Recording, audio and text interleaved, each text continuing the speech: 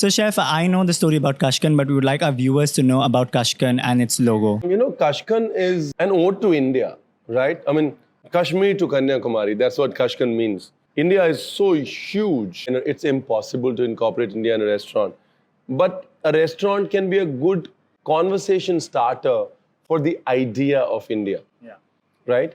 And that is what Kashkan is. Kashkan is a conversation about a country that starts at Kashmir, goes beyond Kanyakumari, and represents so many cultures, cuisines, microcultures, and it's unfathomable expanse of heritage and culture is something that we try and give a hint of in this restaurant. The logo is is Kashkan, the word, and then a compass, which sort of reminds you that we start with Kashmir and end with Kanyakumari per se. So then what are the special features you would say that, guests would can experience at Kashkan? We try and say the India story. Indian food has become a sort of a cliche with most restaurants referring to a certain sort of food as Indian food. We say that we cook India food and not Indian food, which is Indian food as you know it and beyond, right? Wow. So there's food from the Northeast, food from Nagaland, food from Mizoram, food from hinterlands down south, food from small villages in Rajasthan. The idea is to bring out the depth, detail, and diversity of cuisine that India has always had. Do you have any of your favorites that people should try when they are here? Yeah, I think Naga black chicken.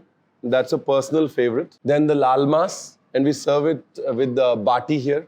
So you basically just use your hands, go for it, crumble the bati, pour the lal mas on top, mix it all together. That's a personal favorite. Yeah, and then there is the beetroot chop that is right here, straight from Bengal.